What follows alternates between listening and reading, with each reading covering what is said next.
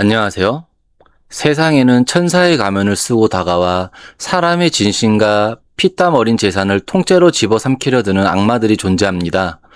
오늘 제가 들려드릴 이야기는 제가 20대 때부터 뼈가 부서져라 일하며 모은 모든 돈과 은행 대출을 연끌하여 마련한 15억짜리 한강뷰 신혼집을 완벽하게 탈취하려 했던 제 예비 신부와 그 끔찍한 처각대 식구들을 결혼식 당일 수백 명의 하객 앞에서 가장 처참하고 완벽하게 박살내버린 저희 피 끓는 참교육 사연입니다.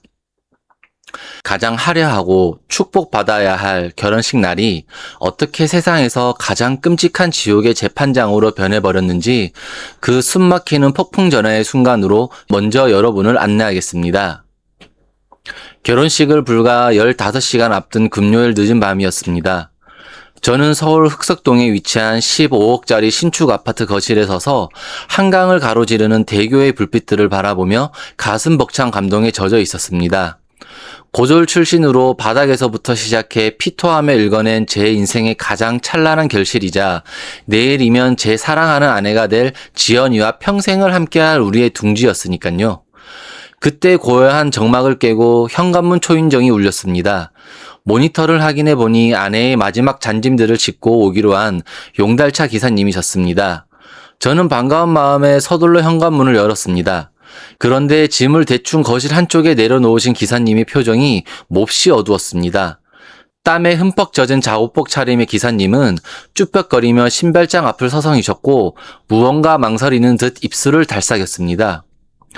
저기 새신랑님, 제가 오지랖이 넓어서 이런 말씀 드리는 게 정말 주제 넘은 진주는 아는데 제가 새신랑님 또래의 딸 자식을 키우는 애비된 입장에서 도저히 양심에 찔려서 그냥 갈 수가 없어서 그럽니다. 아까 신부님 친정집 집에서 짐을 뺏어 싣는데요. 신부님이 버리라고 내놓은 파지 쓰레기 봉투가 터지면서 이 작은 물건이 바닥에 툭 떨어지더라고요. 처음에는 그냥 고장난 건 줄 알았는데 제가 혹시나 해서 차에 있는 노트북에 꽂아봤다가 새신랑님, 신부님 절대 믿지 마요. 내일 당장 식장 들어가지 말고 도망가세요. 이 안에 든 거 지금 당장 혼자서 꼭 다 확인해 보십시오. 부디 명심하세요. 도망치셔야 합니다. 네? 기사님, 방금 뭐라고 하셨어요? 도망을 치라니요. 지연이를 믿지 말라뇨? 내일이 당장 제 결혼식인데 그게 대체 무슨 끔찍한 말씀이십니까? 이 USB 안에 대체 뭐가 들어있길래 초면에 저한테 파혼을 하라 마라 하시는 겁니까? 제가 입에 담기도 참혹해도 차마 제 입으로는 말씀을 못 드리겠습니다. 그냥 집 나르는 용달 늙은이가 불쌍한 젊은 청년 하나 살려보겠다고 드리는 말씀이니 꼭 확인하십시오. 저 짐꾼 생활 30년에 사람 보는 눈 하나는 정확합니다. 그 집구석 사람 잡아먹는 기신 소굴입니다. 이만 가보겠습니다. 기사님은 제 손에 차가운 쇳덩어리 같은 검은색 USB 하나를 쥐어주시고는 쫓기듯 엘리베이터를 타고 사라지셨습니다. 저는 현관에 우두커니 서서 덜덜 떨리는 손으로 그 작은 USB를 내려다보았습니다. 등줄기를 타고 서늘한 식은땀이 흘러내렸습니다. 미신이라도 믿는 사람처럼 이 불길한 물건을 당장 창밖으로 던져버리고 싶었지만 기사님의 그 간절하고도 두려움에 찬 눈빛이 제 내리를 떠나지 않았습니다. 저는 홀린 듯이 서재로 들어가 컴퓨터에 USB를 꽂았습니다. 화면에 뜬 것은 단 하나의 동영상 파일이었습니다. 재생 버튼을 누르는 순간 저는 화면에 펼쳐진 믿을 수 없는 광경에 숨을 쉴 수가 없었습니다. 영상의 배경에는 바로 지금 제가 앉아있는 이 15억짜리 신혼집의 안방이었습니다. 제가 출장을 갔던 지난 수요일, 아직 가구도 다 들어오지 않은 그 안방 위에서 천사같이 순수하고 조신했던 제 예비 신부 지연이가 웬 낯선 남자와 실오라기 하나 걸치지 않은 채 뒹굴고 있었습니다. 하지만 저를 그 자리에 짐승처럼 오열하게 주저앉게 만든 것은 두 사람의 역겨운 행각 바로 그 자체가 아니었습니다. 영상 속에서 흘러나오는 그들의 소름 끼치는 대화 내용이 저를 산산조각 내버렸습니다. 자기야, 조금만 참아. 내일 모레면 나 그 호구 새끼랑 드디어 결혼식 올린다? 아우 진짜 그 무식하게 돈만 벌 줄 아는 놈 비위 맞추느라 지난 1년 동안 징그러워서 토 나오는 줄 알았어. 자기가 봐도 이 집 죽이지 않아?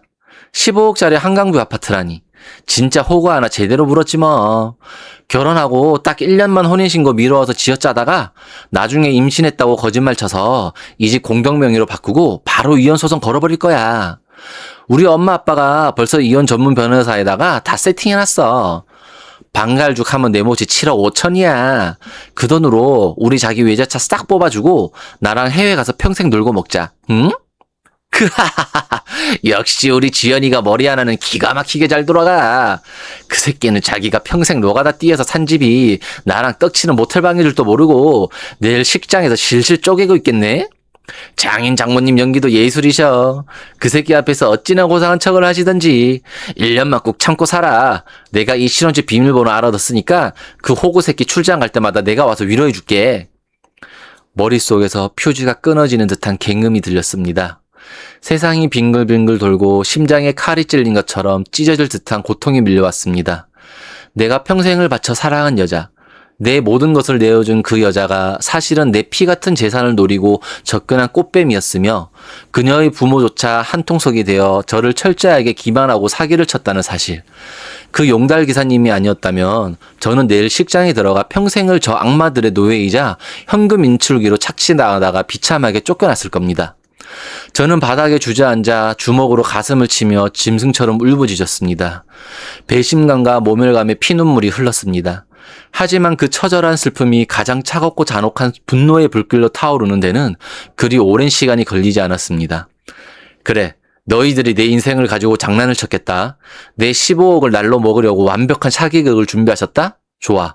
내가 너희들의 그 완벽한 사기극의 결말을 세상에서 가장 비참하고 끔찍한 생지옥으로 만들어주마. 내일 결혼식장? 취소하지 않아. 하백 수백 명이 모인 그 화려한 당상 위에서 너희들의 그 더러운 낯짝을 낱낱이 까발려주마.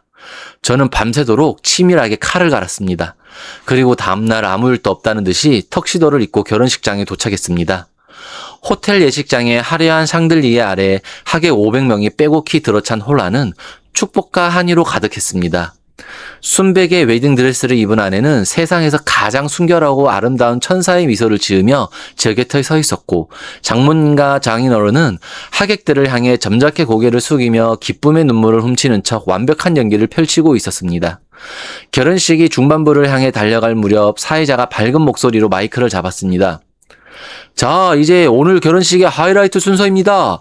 신랑 신부가 서로를 만나 사랑을 키워온 아름다운 가정을 담은 러브스토리 식중 영상을 함께 시청하시겠습니다. 하객 여러분, 모두 전면의 대형 LED 스크린을 주목해 주시기 바랍니다.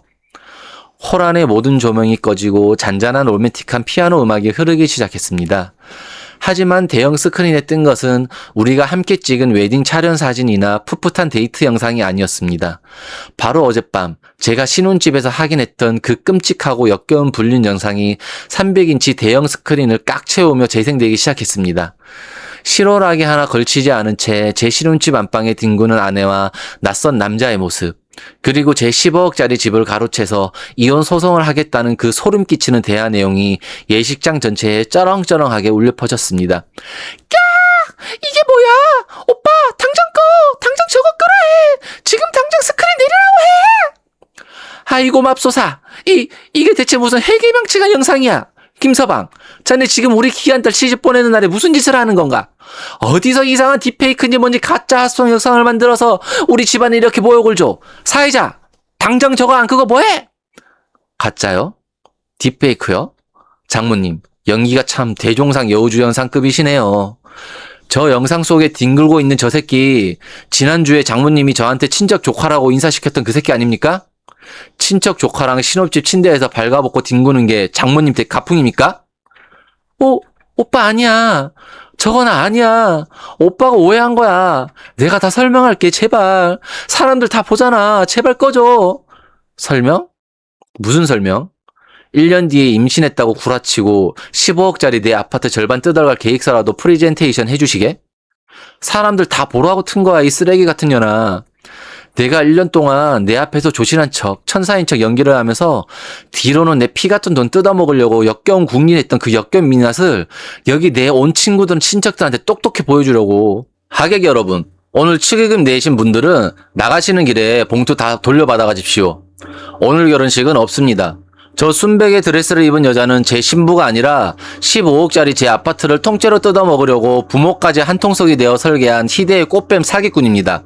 이 영상 원본 그리고 당신들이 내 돈 빼돌리려고 뒤에서 수작 부렸던 증거자료들 싹 다 모아서 방금 전 경찰서에 특수사기 및 혼인빙자 사기로 고소장 접수하고 오는 길입니다.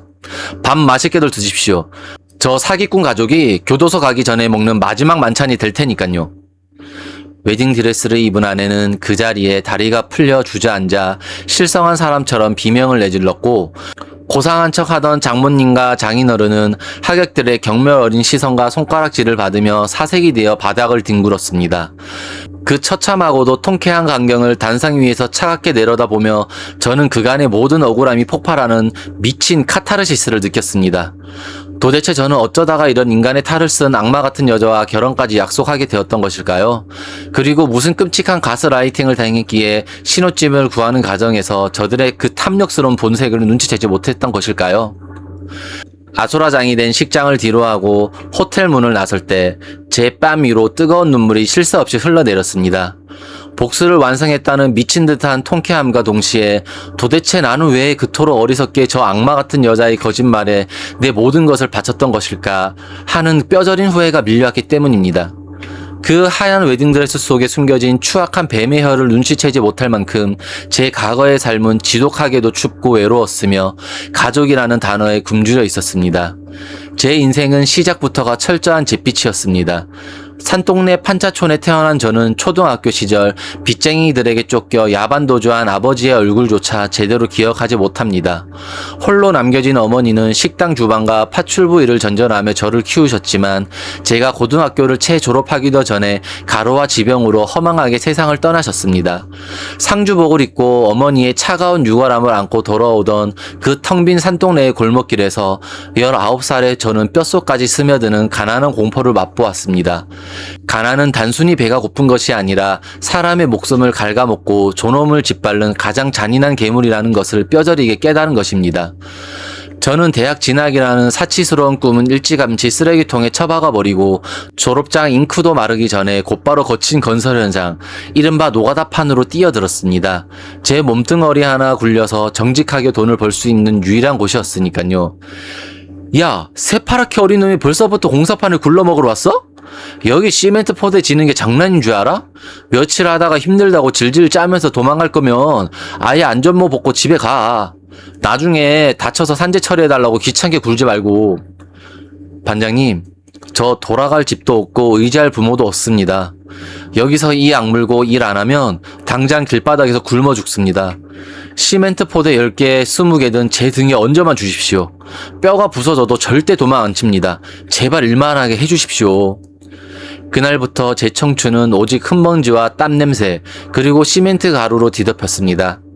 한여름에는 숨이 턱턱 막히는 폭염 속에서 달가진 철근을 메고 고층 계단을 오르내렸고, 한겨울에는 삶은 애는 칼바람을 맞으며 꽁꽁 언 손으로 비계를 탔습니다. 손바닥은 굳은 살이 박혀 거북이 등껍질처럼 딱딱해졌고, 손톱 밑에는 지워지지 않은 새까만 때가 훈장처럼 박혔습니다. 남들이 캠퍼스의 낭만을 즐기고 배낭여행을 떠날 때 저는 새벽 4시에 인력사무소에 나가 믹스커피 한 잔으로 언속을 달래며 하루를 시작했습니다. 점심 식대라도 아끼려고 싸구려 컵라면으로 끼니를 때우는 날이 부지기수였습니다.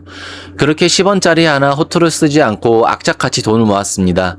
낮에는 현장에서 땀을 흘리고 밤에는 잠을 쪼개어 건축가 인테리어 기술을 독학으로 공부했습니다. 20대 후반이 되자 저는 현장에서 인정받는 반장이 되었고, 30대에 접어들면서 마침내 제 이름을 건 작은 인테리어 및 시공업체를 창업할 수 있었습니다. 밑바닥부터 다져온 현장 경험과 단 한 번도 여행을 바라지 않고 정직하게 공사를 마치는 저의 성실함은 곧 업계에 입소문이 났습니다. 사업은 무섭게 번창했고, 제 통장에는 그동안 상상조차 하지 못했던 억 단위의 돈이 쌓이기 시작했습니다. 그리고 30대 중반, 저는 은행 대출을 일부 끼고 마침내 서울 한복판에 한강이 내려다 보이는 15억짜리 신축 아파트를 제 명의로 분양을 받는 기적을 이뤄냈습니다.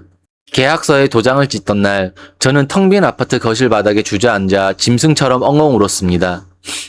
비가 새던 산동네 판자촌에서 시작해 내 집 마련이라는 꿈을 이루기까지 제 20대와 30대의 청춘을 갈아 넣은 눈물의 보상이었습니다. 하지만 그 넓고 화려한 집안에 홀로 덩그러니 서 있으니 지독한 외로움이 파도처럼 밀려왔습니다.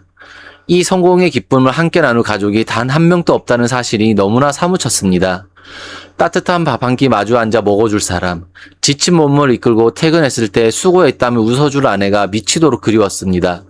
바로 그 외로움이 극에 달해 있던 시기, 지인과의 모임 자리에서 저는 우연히 지연이를 만나게 되었습니다. 지연이는 유치원 교사라고 자신을 소개했습니다. 단아한 옷차림에 나긋나긋한 말투, 그리고 사람을 무장해제시키는 맑고 선한 눈웃음까지. 그녀는 태어나서 한 번도 여자 손을 제대로 잡아본 적 없는 투박한 제 마음에 단숨에 천사처럼 날아들어왔습니다. 하지만 저는 제 거칠고 투박한 모습이 부끄러워 감히 다가갈 엄두조차 내지 못하고 있었습니다. 그런 제게 먼저 다가와 손을 내민 것은 지연이었습니다. 오빠는 왜 모임에서 말씀도 별로 없으시고 항상 그렇게 구석에만 계세요? 제가 아까부터 계속 지켜봤는데요. 오빠 참 좋은 사람 같아요. 과묵하지만 남들 챙겨주시는 모습이 되게 따뜻해 보였거든요. 아닙니다. 제가 배운 것도 별로 없고 평생 공사판에 먼지나 먹으면서 험하게 살아와서 말주변이 없어요. 지연 씨처럼 예쁘고 고운 분이랑 대화를 나누기엔 제 손이 너무 거칠고 더러워서요. 제가 혹시라도 실수할까봐 조심스러워서 그렇습니다. 거칠고 더러운 손이라뇨. 오빠, 이 손 좀 보여주세요. 세상에. 굳은 살 박힌 것 좀 봐. 상처도 많고요. 오빠, 저는 이 손이 세상에서 제일 멋있고 훌륭한 손이라고 생각해요. 부모님한테 기대지 않고 오빠 스스로 땀 흘려서 정직하게 살아온 영광의 상처잖아요. 저는 돈 많고 허세 부리는 남자보다 오빠처럼 책임감 있고 자기 일에 묵묵히 최선을 다하는 남자가 진짜 멋있는 남자라고 생각해요. 제 투박하고도 못생긴 두 손을 자신의 뽀얀 두 손으로 감싸지며 그녀가 건넨 한마디. 그 순간 제 심장은 터질 듯이 뛰기 시작했고 눈시울이 붉어졌습니다. 평생을 노가다꾼이라고 무시당하며 살아온 제 삶을 이토록 따뜻하게 인정해주고 보듬어주는 여자는 세상에서 처음이었습니다. 아, 이 여자구나. 하늘이 내 평생의 고생을 불쌍히 여겨 드디어 내게도 진짜 가족을 만들어주려 이 천사를 보내주셨구나. 저는 완벽한 착각의 늪에 빠져버렸습니다. 그날 이후 우리는 연인이 되었고 저는 그녀에게 제 모든 것을 정말 제 간과 쓸개까지 다 빼어 바쳤습니다. 데이트를 할 때면 그녀가 좋아하는 최고급 오마카세 식당을 예약했고 그녀의 생일에는 수백만 원짜리 명품백을 아무렇지도 않게 선물했습니다. 평생 제 옷 한 벌을 제대로 사본 적이 없던 저였지만 지연이에게 들어가는 돈은 단 10원도 아깝지 않았습니다. 그녀가 제 가슴팍에 안겨 오빠가 세상에서 제일 멋지다고 애교를 부를 때마다 저는 세상을 다 가진 듯 행복했습니다. 그녀의 부모님께 처음 인사드리러 갔을 때도 저는 한강뷰 아파트를 가진 건실한 사업가라는 사실 덕분에 엄청난 한 대를 받았습니다. 아유, 우리 김서방 어쩜 이렇게 사람이 듬직하고 건실할까? 젊은 나이에 자수성가해서 서울에 그 비싼 아파트까지 마련하고 정말 대단하네. 우리 지연이가 남자 보는 눈이 참 탁월해. 우리는 자네가 고아라고 해서 흠잡을 생각 추워도 없네. 오히려 부모 간섭 없이 둘이 알콩달콩 살기엔 더 좋지 않겠어? 이제 우리가 김서방의 진짜 부모가 되어줄 테니 의지하고 편하게 생각하게나. 장모님, 장인어른 정말 감사합니다. 저를 이렇게 따뜻하게 걷어두셔서 제 평생의 한이 다 풀리는 것 같습니다.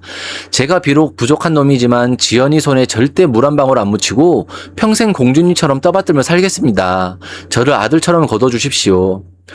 우리가 자네의 진짜 부모가 되어주겠다는 장모님의 그 달콤한 말. 그것이 제 눈과 귀를 완벽하게 멀게 만든 치명적인 독약이 될 줄은 꿈에도 몰랐습니다. 천사의 가면을 쓴 예비 신부와 그 부모는 저라는 돈 냄새나는 사냥감을 완벽하게 낚아챘다고 확신하며 쾌재를 부르고 있었던 것입니다. 하지만 결혼 날짜를 잡고 본격적인 결혼 준비, 특히 신혼집 인테리어와 혼수 이야기가 오가기 시작했을 때부터 그들의 본색이 아주 서서히 기괴한 방식으로 드러나기 시작했습니다. 제 용언까지 바쳐 사랑했던 예비 신부와 처가에 소름 끼치는 가스라이팅, 그 이야기는 지금부터 또 시작됩니다. 결혼 날짜를 잡고 신혼집을 준비하는 과정은 제가 상상했던 핑크빛 로맨스가 아니었습니다.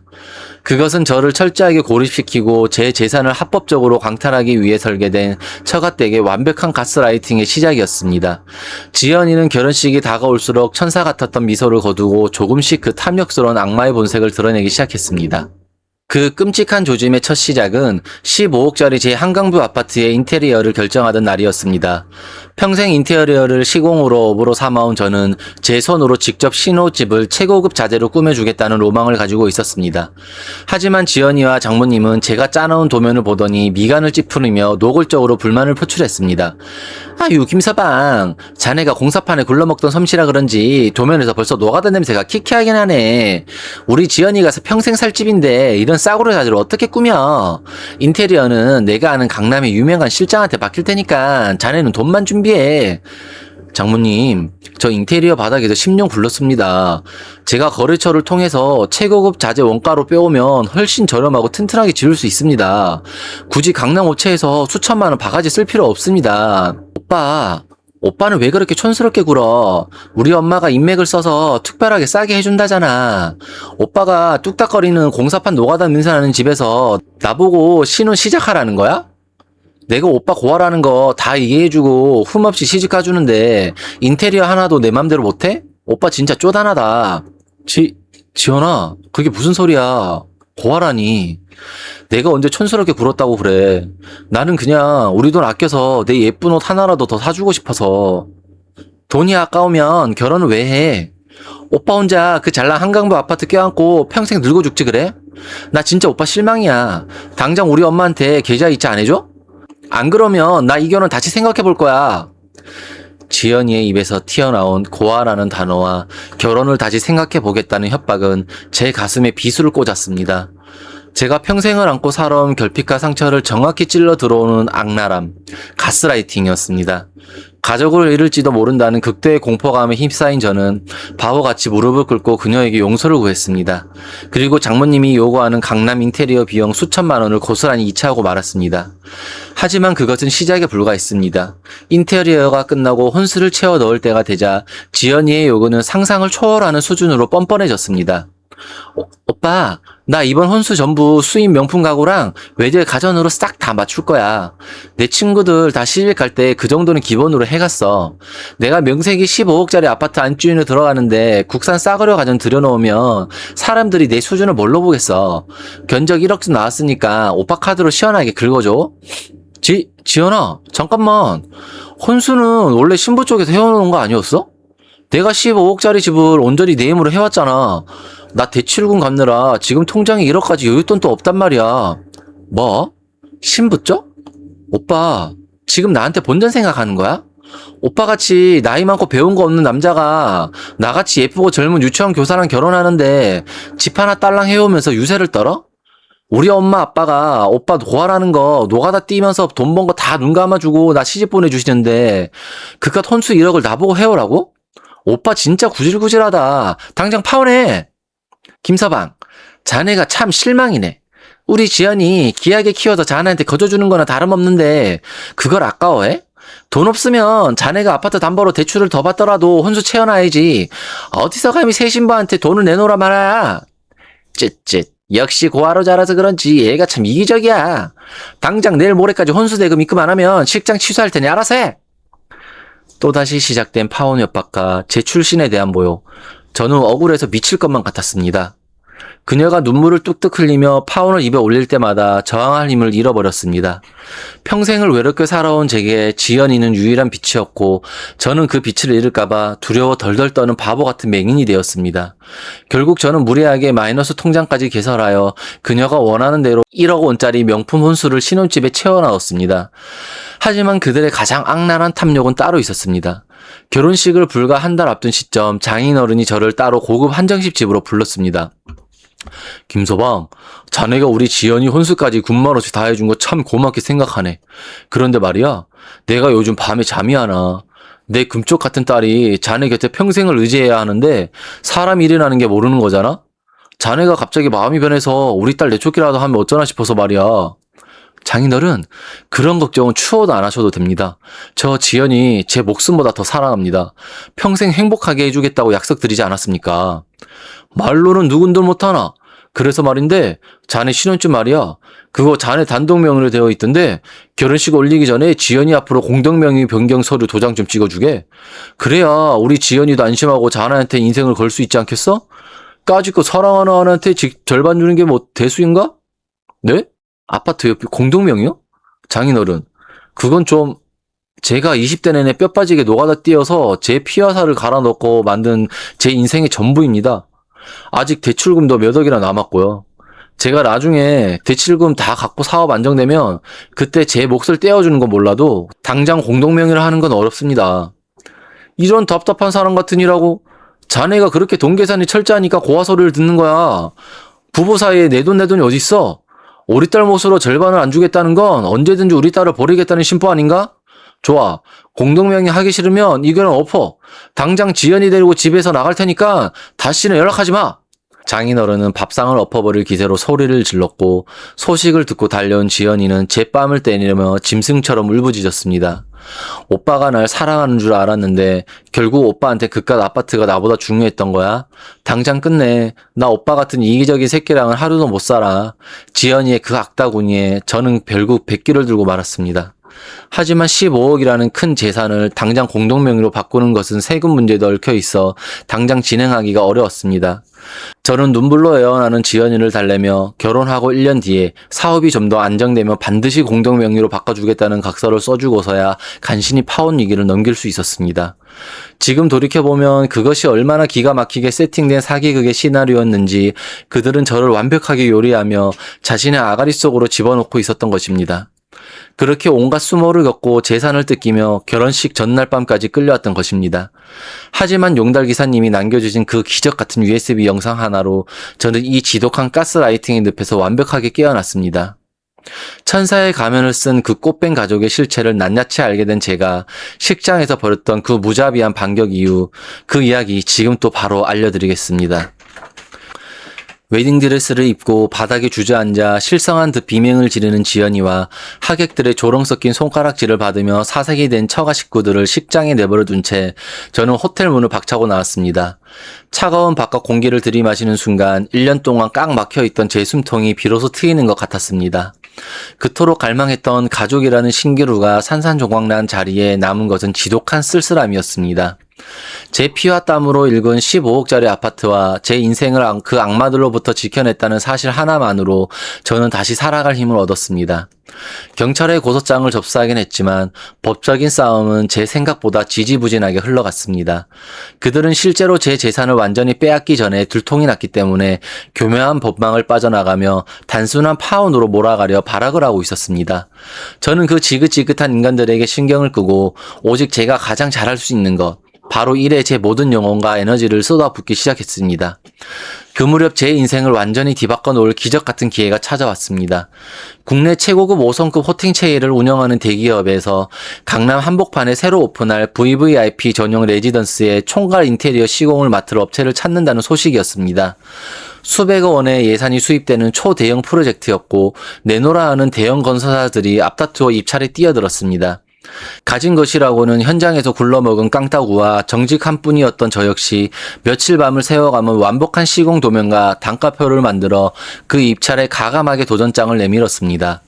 그리고 기적처럼 블라인드 테스트로 진행된 최종 심사에서 대기업 회장님의 눈에 띈 것은 수많은 대형 업체의 화려한 제안서가 아닌 투박하지만 가장 실용적이고 거품을 완벽하게 뺀 저희 도면이었습니다.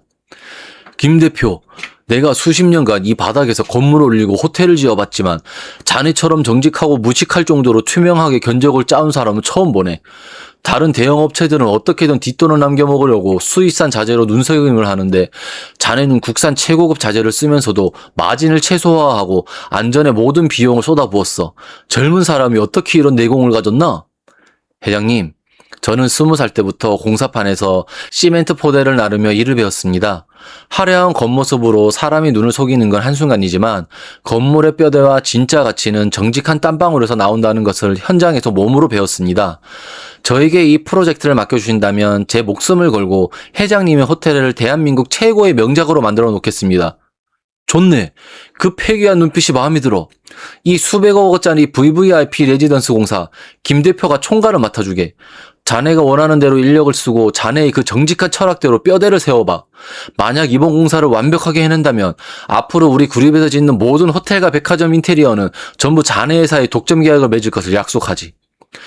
그날부터 저는 집에도 들어가지 않고 현장 한편에 야잠 침대를 깔고 먹고 자며 공사에 미친 듯이 매달렸습니다. 지연이와 그 가족들에게 받았던 끔찍한 배신감과 상처를 지워버리기 위해 저는 스스로를 한계까지 몰아붙였습니다. 인부들과 함께 땀을 흘리며 직접 자재를 나르고 단 1mm의 오차도 허용하지 않는 완벽한 시공을 진두지휘했습니다. 그리고 6개월 뒤 VVIP 레지던스가 완공되어 그 화려한 모습을 드러냈을 때 어깨는 발칵 뒤집혔습니다.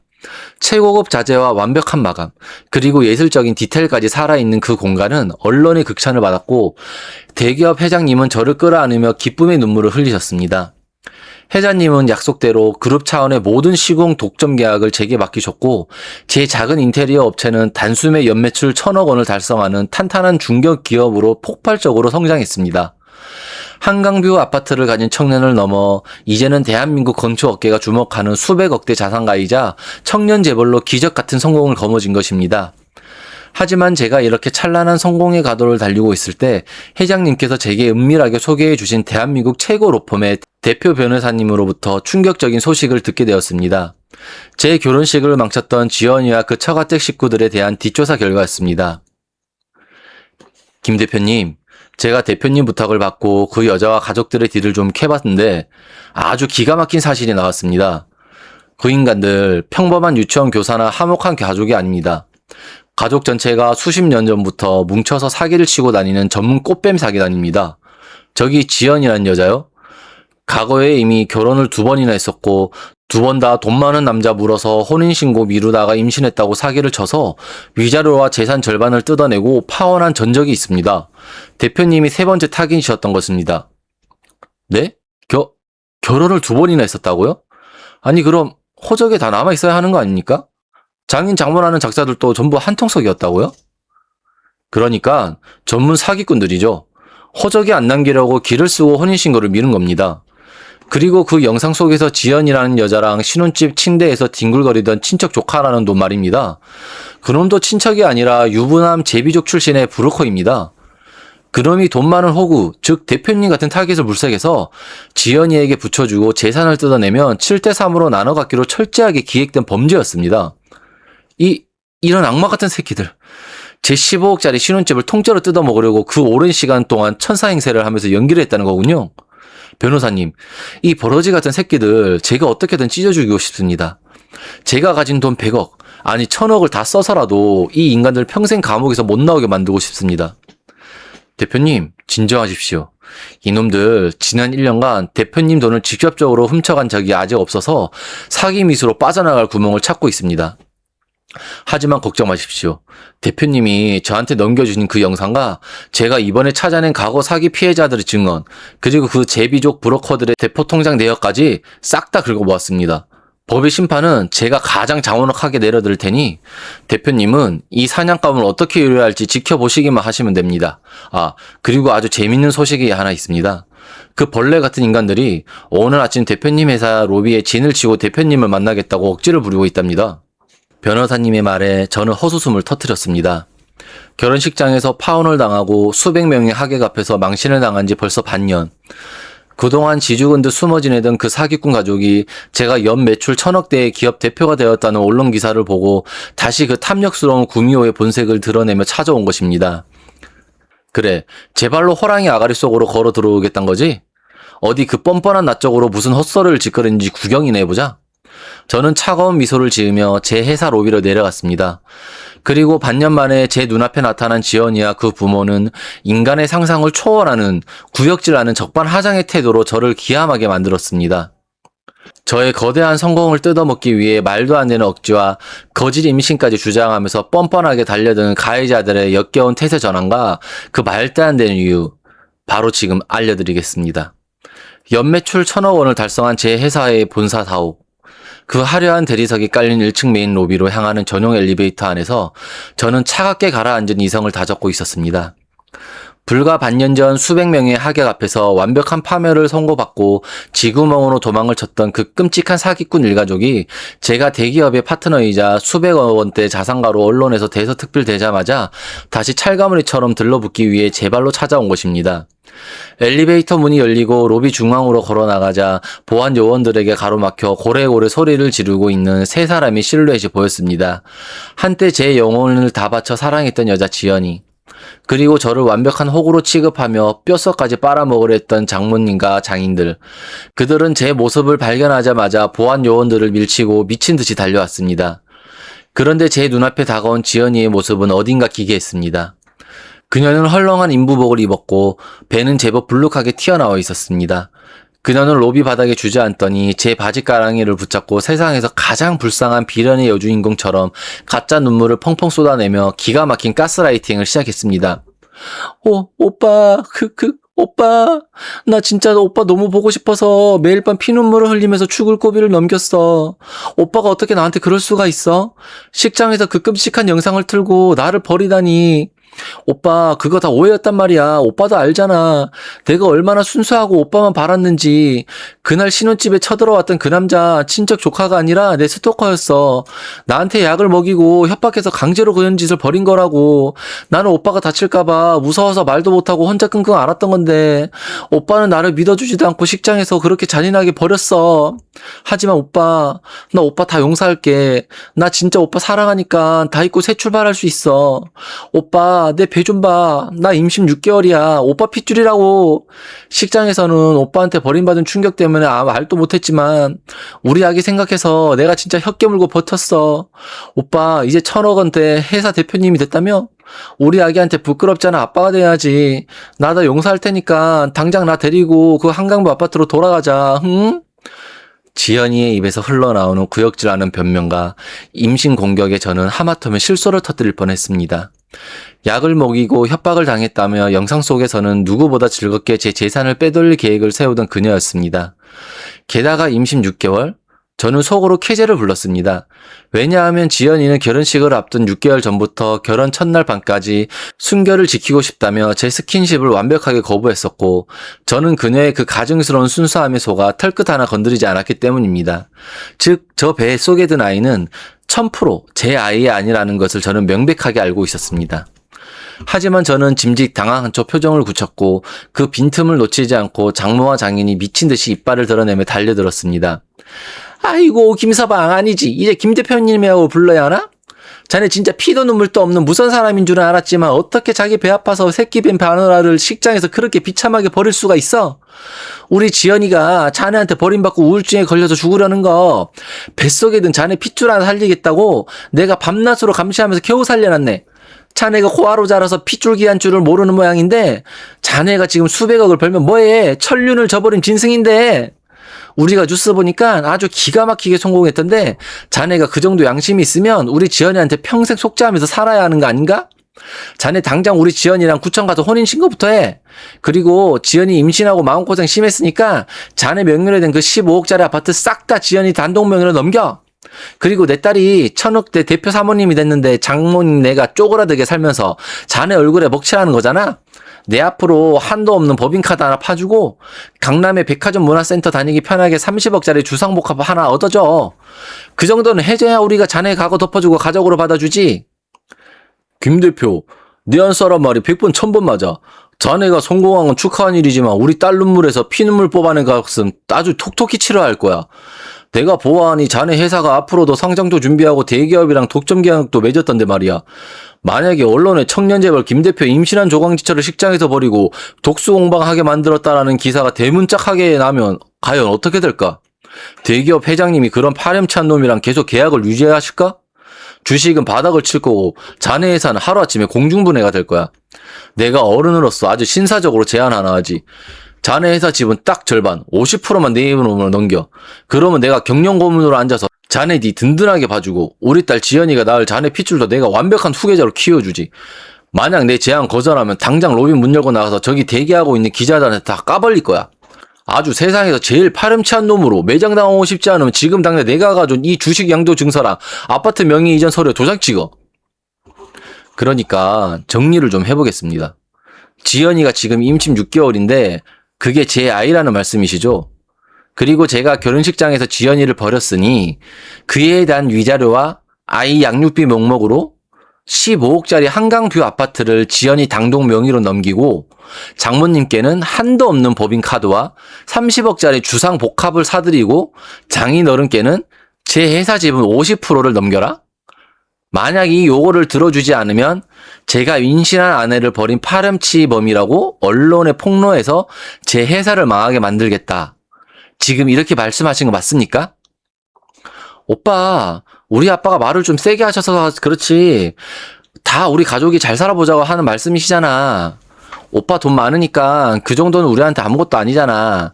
우리 뱃속에 있는 튼튼이 생각해서라도 당장 도장만 찍어줘. 나 오빠가 도장 찍을 때까지 여기서 한 발자국도 안 움직일 거야. 당장 서류에 도장 찍고 나 안아줘, 오빠. 김 대표, 머리 좋은 놈이 말귀는 잘 알아듣네. 그래, 내 조건이 바로 그거다. 내 놈이 평생 공사판에서 먼지나 먹던 고아놈인데 우리가 내 과거 세탁해주는 번듯한 가정도 만들어주겠다는데 무슨 불만 있어? 당장 도장 안 찍어? 내가 진짜 기자들한테 싹 다 뿌려서 내 놈 인생 완전히 아작을 내버릴 테니까 당장 찍어! 저는 제 안주머니에 켜져 있는 고성능 녹음기를 가볍게 툭툭 쳤습니다. 그들의 그 기가 막힌 협박과 공갈, 그리고 말도 안 되는 재산갈취의 모든 과정이 단 한 글자의 빠짐도 없이 완벽하게 녹음되고 있었습니다. 게다가 회사 로비에 설치된 최고급 보안 CCTV 역시 그들의 난동을 고스란히 담아내고 있었습니다. 사기 미수로 처벌하기 모호했던 과거와는 달리 이번에는 달랐습니다. 기업의 대표를 상대로 언론 유포를 빌미로 수백억 대의 지분과 부동산을 내놓으라고 노골적으로 협박하는 특수 공갈 및 협박, 게다가 친자 확인만 거치면 완벽하게 들통난 거짓 임신을 믿기로 한 사기 미수까지. 그들은 제 회사 로비에 들어서는 순간 스스로 지옥행 급행열차의 티켓을 끄는 셈이었습니다. 저는 그들의 얼굴을 한 명 한 명 차갑게 훑어보았습니다. 로비의 번쩍이는 대리석 바닥에 비친 그들의 탐욕스러운 얼굴은 이미 사람의 것이 아니었습니다. 그래, 실컷 짓겨라라. 너희들의 그 역겨운 입에서 나온 모든 말들이 너희의 목을 지르는 가장 완벽한 동아줄이 될 테니까. 저는 서서히 입꼬리를 올리며 그들이 건넨 주식 양도 증명서와 아파트 명의 이전 서류를 집어들었습니다. 그리고 드디어 기다리고 기다렸던 자비 없는 참교육의 맹공격이 시작됩니다. 종이 쪼가리 몇 장으로 수백억 대의 자산과 회사를 통째로 삼키려 드는 그 역겨운 탐욕이 제 손끝에 고스란히 전해져 있었습니다. 장인과 장모, 그리고 헐렁한 인부복을 입고 거짓 눈물을 짜내고 있는 지연이는 제가 당장이라도 겁에 질려 도장을 찍을 것이라 확신하며 승자의 미소를 짓고 있었습니다. 저는 그들의 오만한 미소를 천천히 감상하며 손에 쥐고 있던 서류들을 반으로 접었습니다. 그리고 로비 전체가 쩌렁쩌렁 울리도록 아주 시원하고 경쾌한 소리를 내며 그 서류들을 갈기갈기 찢어버렸습니다. 찢겨나간 종이 조각들은 그들의 뻔뻔한 얼굴 위로 눈송이처럼 흩뿌려 주었습니다. 야, 이 새끼야! 너 지금 뭐하는 짓이야? 내 놈이 정녕 미쳐서 회사 문 한번 닫아봐야 정신을 차리겠어? 내가 당장 밖으로 나가서 기자들한테 내 놈 파렴치한 짓거리까지 다 까발려주마. 임신한 마누라 버린 쓰레기라고 당장 9시 뉴스에 대문짝만하게 내줄 테니까 두고 봐! 기자들한테 가시려거든 팩트 체크는 똑바로 하고 가셔야죠. 지연아, 너 아까 나한테 임신 6개월이라고 했지? 내 핏줄이라고? 우리 튼튼이라고 아주 눈물겨운 모성애를 보여주던데 내 나쁜 머리로 계산 좀 해봐봐. 내가 결혼식 올리기 6개월 전부터 결혼 첫날 밤에 가장 아름답게 순결을 바치고 싶다면서 내 손끝 하나 못되게 완벽하게 철벽을 쳤잖아. 내가 널 너무 사랑해서 그 가증스러운 혼전순결 개소리 믿고 6개월 동안 내 손만 잡고 다녔는데 내 뱃속에 있는 애가 어떻게 내 핏줄이냐? 성령으로 잉태라도 하셨어? 오빠, 그게 아니라 내가 날짜를 착각했나봐. 6개월이 아니라 7개월. 그래, 7개월 전쯤에 우리 술 마시고 같이 있었던 날 있잖아. 그때 생긴 거야. 오빠 왜 자기 핏줄을 부정해? 나 진짜 억울해서 미치겠어. 억울해? 그럼 내가 안 억울하게 정확한 날짜랑 앱이 누군지 팩트로 집어줄게. 너 결혼식 전날 내 15억짜리 한강뷰 아파트 침대에서 발가벗고 뒹굴었던 그 새끼. 내 엄마가 나한테 친척 조카라고 소개했던 그 새끼 말이야. 유부남의 정가 3범. 강남 바닥에서 늙은 여자들 등쳐먹고 사는 족제비 브로커 최 XX. 그 새끼가 내 뱃속에 내 튼튼이 그 앱이잖아. 안 그래? 김 대표, 너 그게 무슨 헛소리야? 친척 조카한테 제비족이라니. 너 이딴 식으로 억지 부리면서 내 딸 버린 거 합리화할 생각하지 마. 내 놈이 도장 안 찍으면 우린 당장 언론사에 전화할 거니까 알아서 해. 언론사 부르기 전에 경찰부터 부르셔야 할 텐데요. 아, 이미 불렀으니까 곧 도착하시겠네요. 장모님, 장인어른, 그리고 지연아. 너희들이 이 로비에 들어와서 내뱉은 그 협박들 언론에 유포하겠다고 내 회사 지분 50%랑 아파트 명의 30억짜리 주상복 내놓으라고 공갈친 거 내 안주머니에 있는 고성능 녹음기에 토시 하나 안 빠지고 다 녹음됐습니다. 그리고 이 사옥 로비에 깔린 최고급 CCTV가 당신들 난동 부리는 거 다 찍고 있고요. 과거에는 내 돈을 직접 못 훔쳐가서 사기 미수로 빠져나갈 구멍이 있었는지 몰라도 오늘은 빼도 박도 못하는 특수 공갈 및 협박 현행 범이네. 축하합니다. 제 말이 끝나기가 무섭게 회사 로비의 해전문이 열리며 검은 정장을 입은 제 전속 변호사님과 제복을 입은 경찰관 10여 명이 우르르 들이닥쳤습니다. 기고만장하게 협박을 일삼던 그 사기꾼 가족의 얼굴은 순식간에 핏기가 가시며 시체처럼 하얗게 질려버렸습니다. 변호사님은 차가운 미소를 지으며 그들 앞으로 다가가서 서류 뭉치를 툭 던졌습니다. 안녕하십니까. 김 대표님 전속 법률대리인입니다. 이지연 씨, 그리고 공범이신 부모님들, 저희가 지난 6개월 동안 당신들 일을 아주 사사치 털어봤어요. 이지연 씨 과거에 결혼 2번 하셨더군요. 2번 다 혼인신고 미루면서 돈 많은 남자들 재산 반갈죽해서 뜯어내고 파혼한 전적, 그리고 그 제비족 브로커 최 XX랑 대포 통장으로 사기친 돈 7대 3으로 나눠 가진 계좌 내역까지 완벽하게 확보했습니다. 그 브로커 놈은 어젯밤에 이미 사기 및 공갈 혐의로 긴급 체포되어 유치장에서 달달 불고 있습니다. 이지연 씨가 시켰다고 아주 팩트 폭격을 날리던데요.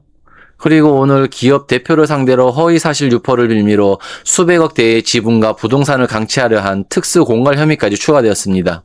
형사님들 뭐 하십니까? 당장 현행범으로 체포하시죠. 이지연 씨, 그리고 일가족 전원 특수 공갈 사기 협박 등의 혐의로 긴급 체포합니다. 변호사를 선임할 수 있고 불리한 진술을 거부할 수 있습니다. 당장 수가 채워. 아니요 형사님, 이거 다 오해입니다. 우리가 협박을 한 게 아니라 사위랑 대화로 좋게 풀려고. 김서방 제발 한 번만 살려주게. 우리가 미쳤었나봐. 내가 하도 잘 나가니까 눈이 돌아서 헛소리를 한 거야. 제발 고소 좀 치하해줘. 아이고 내 팔다리 다 부러진다. 김서방, 내가 무릎 꿇을게. 우리가 늙어서 노망이 났었어. 지연아, 넌 대체 왜 이리 이재경으로 만들어서 애미애비를 경찰서에 끌려가게 만들어? 이 왼수 같은 년아. 김서방, 이거 다 전현이 꾸민 짓이야. 우리는 그냥 시키는 대로 엑스트라 연기만 한 거라고. 제발 나 좀 살려줘. 엄마가 나한테 돈 많은 호구 하나 물어오라고 시켰잖아. 오빠 제발 나 진짜 감옥 가기 싫어. 오빠는 한 번만 용서해주면 진짜 평생 오빠 집에서 식모 살면서 발바닥 핥고 살게. 나 진짜 잘못했어. 수갑 차지 마. 이거 나.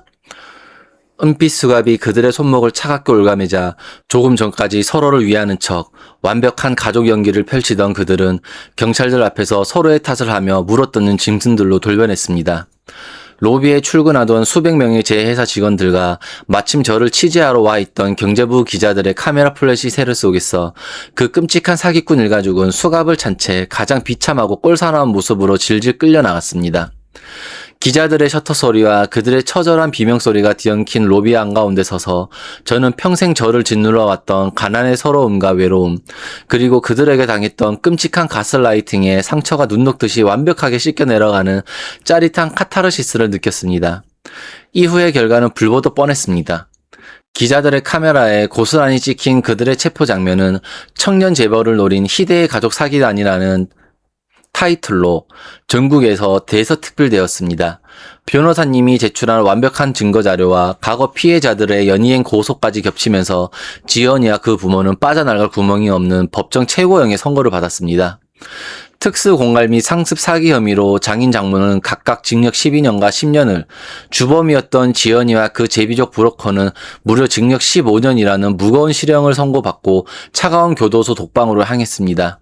그들이 과거 사기로 뜯어냈던 모든 재산은 추징금으로 몰수되어 완벽한 빌털터리가 되었고 이제 평생을 교도소 노역장에서 썩으며 죗값을 치러야 할 것입니다.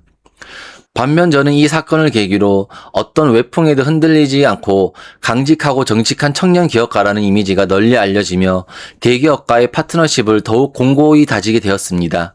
제 15억짜리 한강뷰 아파트는 억울한 사기꾼들의 더러운 손때를 전혀 타지 않은 채 온전한 제 안식처로 남아있고 제 회사 역시 승승장구하며 지금은 상장을 앞둔 탄탄한 기업으로 성장했습니다. 한때 가족이라는 달콤한 거짓말에 속아 제 모든 것을 잃을 뻔했지만 그 뼈아픈 시련은 저를 더욱 단단하게 벌여낸 최고의 무기가 되었습니다. 피를 나눈 가족이 없어도 저는 제 땀방울을 믿고 저와 함께 현장에서 피땀 흘리는 직원들을 새로운 가족으로 품으며 가장 떳떳하고 눈부신 내일을 향해 걸어가고 있습니다. 천사의 가면을 쓴 악마들은 언제나 우리의 가장 나약한 결핍을 파고듭니다. 하지만 굳건한 진실과 정의 앞에서 그 어떠한 간악한 거짓말도 결국 제 목을 옥죄는 올가미가 될 뿐입니다. 긴 시간 동안 제 이야기에 함께 분노해 주시고 함께 걱정해 주시고 함께 감동해 주신 여러분 진심으로 감사합니다.